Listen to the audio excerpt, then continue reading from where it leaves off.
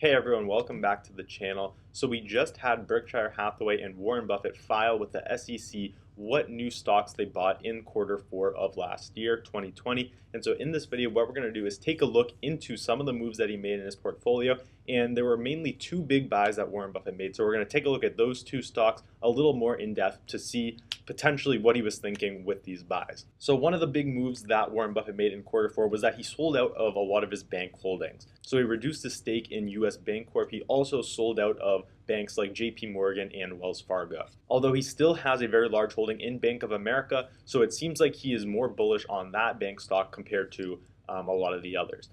Now, another interesting thing is that he trimmed his stake in Apple, so around a 6% reduction from quarter three of last year. And this is pretty interesting because if you remember back earlier in 2020 at their annual report, Warren Buffett says that they don't trim positions. So is this potentially the start of something bigger, selling off a bit of Apple? Who knows, but it's definitely worth keeping an eye on to see if this continues. He also reduced his stake in Suncor Energy, a stock which he just bought in 2020. Again, sold a lot of his Wells Fargo, sold over 50% from the quarter before. And so this is one of Warren Buffett's longtime holdings.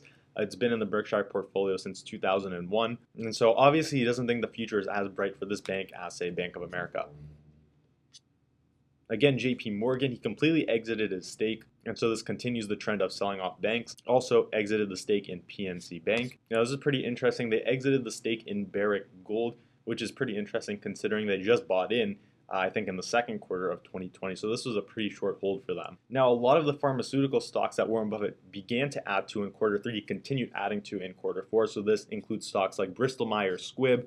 We have AbbVie in there, Merck as well. So it seems like he's pretty bullish on this basket of pharmaceutical names. And this is pretty interesting. He took a stake in a company called EW Scripps. And Berkshire Hathaway actually backed the company EW Scripps for buying a broadcaster called Ion Media. And so this is an investment they got on very good terms. They have a $600 million preferred equity investment, and they have a warrant to buy up to 23.1 million shares, right? So that in total would give them a 33% ownership stake. Again, very good terms. Again, this is just leveraging the power of Berkshire Hathaway to get them better terms than the normal investor can get. And now we get to the two big buys that Warren Buffett made in quarter four. If you remember, he made a confidential filing that made it so that he didn't have to report these holdings until now, which gave him some extra time to build up these positions. And those stocks were Chevron, the oil company, which is actually now the only energy stock left in the Dow Jones. So I didn't know that after ExxonMobil got kicked out. But they bought into this position at $4.1 billion. And this is interesting because I'm someone that's pretty bullish on oil and gas. Oil prices have had an incredible rally since going negative last year. And so I think the outlook on oil and gas companies are pretty good. And then the second big buy that Warren Buffett made is Verizon. This was an $8.6 billion investment. Now this makes up around 3% of Berkshire's total portfolio.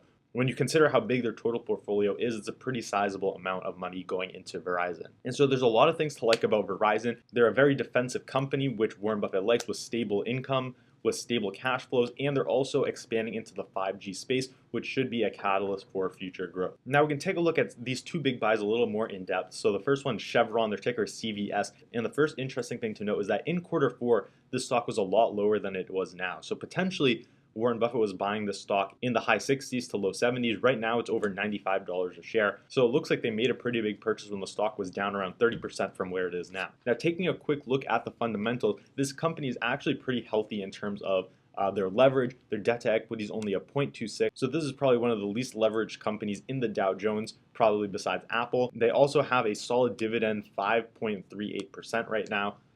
Again, that would have been higher when the stock was in the low 70s. And if you take a look, their book value is $71. So to me, it looks like Warren Buffett thinks this stock deserves to trade around book value.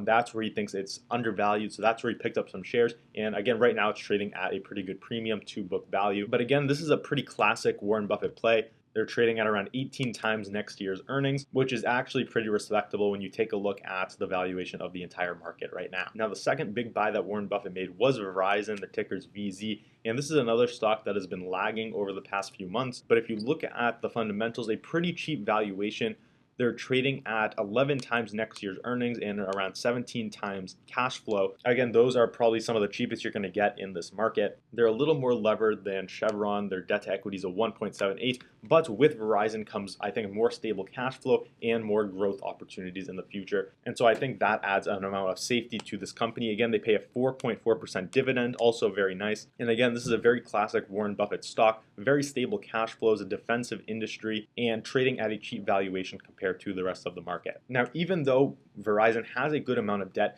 if you take a look, it's actually pretty well covered by cash flows. So if you look at the interest coverage ratio, which is the amount of times that interest could be covered by the earnings, right now it's at around 6.78. So that means the company makes 6 times more money than it needs to pay off the interest. So this is pretty good with a company like Verizon that has pretty stable cash flows. This is a pretty good multiple. It's pretty unlikely that their earnings are going to drop by 80 or 90%. And so as long as that is the case, this debt is manageable. They also have a high return on equity, 28%, which is something Warren Buffett likes. He likes to look at return on equity more than future earnings growth. And so again, this is another thing that checks the box off for Warren Buffett. So now finally, we're going to take a look at the big picture, what the total portfolio looks like now after these moves. This is an article I found on Seeking Alpha that has a spreadsheet of all of the holdings in terms of percentage. So I'll put a link to this down in the description. But if we take a look at this spreadsheet, Apple's still the largest holding. Then after that, Bank of America, Coca-Cola, and American Express. And if we come down a little bit, we see Verizon. So Verizon's now the 6th largest holding. So that's a pretty sizable bet in terms of conviction from Warren Buffett. Obviously, he thinks that Verizon was undervalued at the price that he bought it at. And then you come down a little more, around the 10th largest holding is again Chevron. So these are two relatively large positions compared to the rest of the portfolio. Only a small number of stocks make up a larger percentage. And so I think the big takeaway is that these are two companies with stable cash flows, right? They don't have too much debt, and they have a number of growth opportunities ahead of them. Overall, I won't be buying any of these companies because I don't know if I would pay 18 times earnings for a Chevron, and I'm just not a huge fan of Verizon, but I do think these companies do have potential. They probably will do pretty well, if they trade in line with valuations with the rest of the market. So that's it for this video. Let me know down in the comments what you think of these two new holdings by Berkshire Hathaway, if you think they represent good value. And also, we'll have to keep an eye on the Apple holding. Again, trimmed a little bit, around 6%. So we'll see if this is a trend and he continues selling off Apple, or if he will hold on to the rest of his stake. So if you like this video, hit the thumbs up button to help out my channel. If you're new here, subscribe and hit the bell icon so you don't miss any new uploads. So that's it for now, and I will see you on the next video.